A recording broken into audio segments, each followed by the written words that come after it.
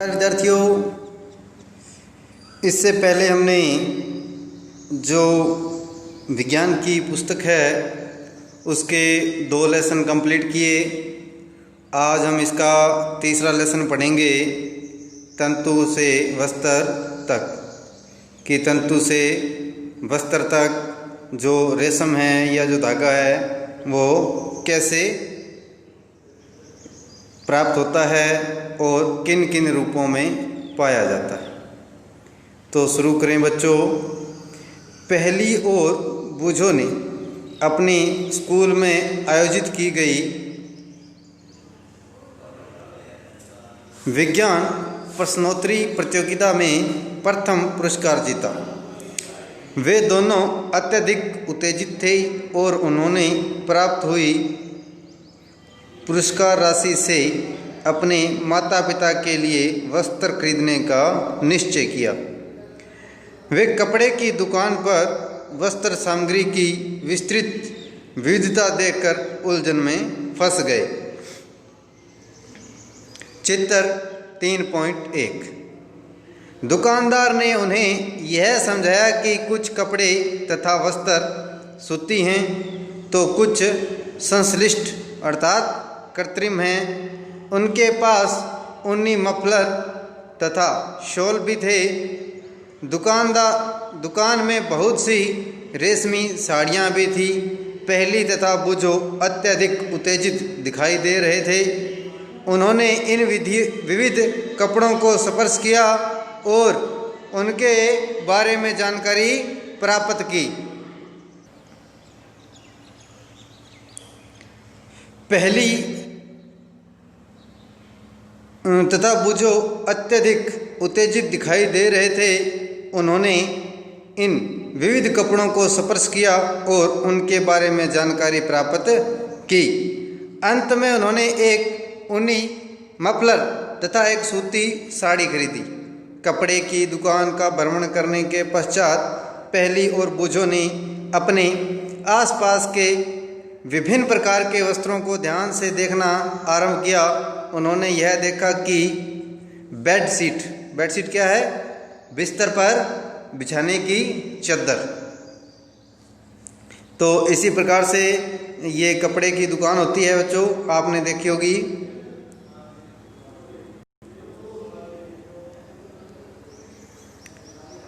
कंबल, पर्दे, मेजपोश, तौलिए और झाड़न जिसे डस्टर आदि, ये सभी भिन्न भिन्न प्रकार के कपड़ों से बने हैं।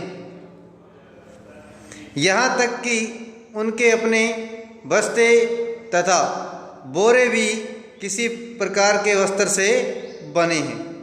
उन्होंने इन सभी वस्त्रों की पहचान सूती, ऊनी, रेशमी, संश्लिष्ट अर्थात कृत्रिम के रूप में की। क्या आप भी इन वस्त्रों में से कुछ की पहचान कर सकते हैं? वस्त्रों में विविधता। क्रियाकलाप नंबर 1। अपने पास के किसी दर्जी की दुकान का भ्रमण कीजिए। सिलाई के बाद बचे कपड़े की कतरन एकत्रित कीजिए। कपड़े की प्रत्येक कतरन को स्पर्श करके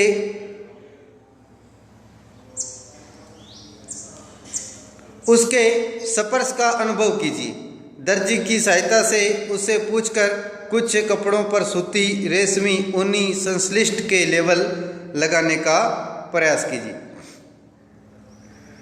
क्या आप जानते हैं कि ये विभिन्न कपड़े किस प्रकार बनते हैं? जब आप किसी कपड़े का अवलोकन करते हैं तो वह एक सख्त टुकड़ा प्रतीत होता है।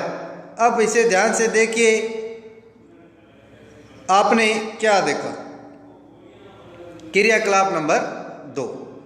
सूती कपड़े का वही टुकड़ा चुनिए जिस पर आपने क्रियाकलाप 1 के लेबल लगाए थे। इसके एक सिरे पर कोई ढीला धागा या तागा ढूंढने का प्रयास कीजिए और इसे बाहर खींचिए। यदि कोई ढीला तागा दिखाई न दे तो पिन अथवा सुई की सहायता से आप एक तागा धीरे धीरे बाहर खींच सकते हैं। हम देखते हैं कि धागों को एक साथ व्यवस्थित करने पर वस्त्र बनता है। ये धागे किससे बनते हैं? जैसे ये चित्र में दिखाया गया है। तंतु, क्रियाकलाप नंबर 3, किसी सूती कपड़े के टुकड़े से कोई तागा बाहर निकालिए। इस तागे के टुकड़े को मेज पर रखिए। इस तागे के टुकड़े के एक सिरे को अपने अंगूठे से दबाइए।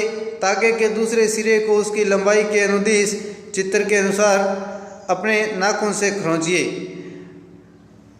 क्या आप इस सिरे पर यह देखते हैं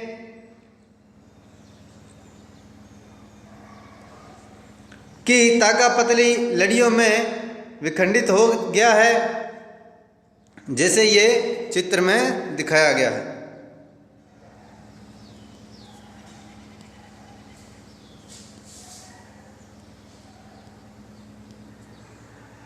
सुई में तागे को पिरोने अर्थात डालने का प्रयास करते समय भी आपने ऐसा ही परीक्षण किया होगा। कई बार तागे का यह सिरा कुछ पतली लड़ियों में पृथक हो जाता है। ऐसा होने पर तागे को सुई के नाके से गुजारना कठिन हो जाता है। तागे की ये दिखाई देने वाली पतली लड़ियाँ भी और अधिक पतली लड़ियों से मिलकर बनी होती है, जिसे तंतु कहते हैं। वस्त्र तागों या धागों से मिलकर बनते हैं तथा तागे भी आगे तंतुओं से मिलकर बनते हैं। ये तंतु कहाँ से आते हैं? कुछ वस्त्रों जैसे सूती, जूट, रेशमी, ऊनी के तंतु पादपों तथा जंतुओं से प्राप्त होते हैं, जिन्हें प्राकृतिक तंतु कहते हैं। रुई तथा जूट, जिसे पटसन बोला जाता है, पादपों से प्राप्त होने वाले तंतुओं का उदाहरण है। ऊन व रेशम जंतुओं से प्राप्त होते हैं। ऊन भेड़ तथा बकरी की कृत्रिम ऊन से प्राप्त होती है। इसे खरगोश, याक या ऊंटों के बालों से भी प्राप्त किया जाता है। रेशमी तंतु, रेशमी कीट कोकून से खींचा जाता है। जो रेशमी तंतु जो है वो किससे बनता है? कोकून। जो रेशमी कीट है उसका नाम क्या है? कोकून। हजारों वर्ष तक वस्त्र निर्माण के लिए केवल प्राकृतिक तंतुओं का ही प्रयोग या उपयोग होता था। पिछले लगभग 100 वर्षों से रासायनिक पदार्थों, जिनका स्रोत पादप तथा जंतु नहीं है, से तंतुओं का निर्माण किया जाता है। इन्हें संश्लिष्ट तंतु कहते हैं, जैसे पॉलिएस्टर, नायलॉन, एक्रिलिक संश्लिष्ट तंतुओं के कुछ उदाहरण हैं। बुजों ने यहाँ दिखाई गई कुछ वस्तुओं को संग्रहालय में देखा। इन्हें योद्धा पहनते थे। वह यह जानना चाहते थे कि क्या ये भी किसी प्रकार के तंतु से बने हैं। कुछ पादप तंतु जैसे रुई। क्या आपने कभी तेल के लैंपों के लिए बत्तियां बनाई है? इन बत्तियों को बनाने के लिए आप क्या उपयोग में लेते हैं? इस रुई का उपयोग गद्दों, रजाइयों तथा तकियों में भी किया जाता है। कुछ रुई लीजिए,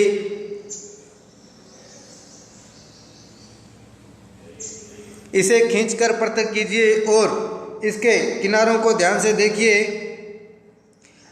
आपने क्या परीक्षण किया? ये छोटी पतली लड़ियाँ जिन्हें आप देख सकते हैं कपास तंतु से बनी हैं।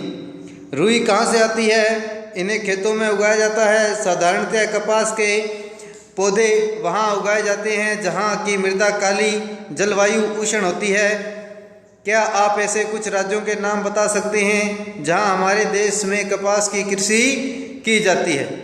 कपास पादप के फल कपास गोलक लगभग नींबू की माप के होते हैं। पूर्ण परिपक्व होने पर बीज टूटकर खुल जाते हैं। अब कपास तंतुओं से ढके बिलोने, जिसे कपास बीज को देखा जा सकता है। क्या आपने ऐसा कपास खेत देखा है जो कपास चुने जाने के लिए तैयार हो चुका है? इस समय खेत कपास के परिफलों या रों से इतना श्वेत हो जाता है जैसे हिम से ढक लिया हो। जैसे ये चित्र दिखाया गया है। हिम होता है बर्फ, कि ऐसे लगता है कि खेत बर्फ से ढका गया है। साधारणतः इन कपास बालों से कपास को हस्त चयन द्वारा प्राप्त किया जाता है। इसके पश्चात कपास के बीजों का कंकतन द्वारा पृथक किया जाता है। इस प्रक्रिया को कपास ओटना कहते हैं। पारंपरिक ढंग से कपास हाथों से ओटी जाती थी, जैसा चित्र में दिखाया गया है। आजकल कपास ओटने के लिए मशीनों का उपयोग किया जाता है, जैसे ये चित्र में दिखाया गया। तो बच्चों, आज के लिए हम इतना ही करेंगे। इसके आगे का लेसन हम अगले वीडियो में करेंगे। तो आज के लिए इतना ही। धन्यवाद। शुभ दिन।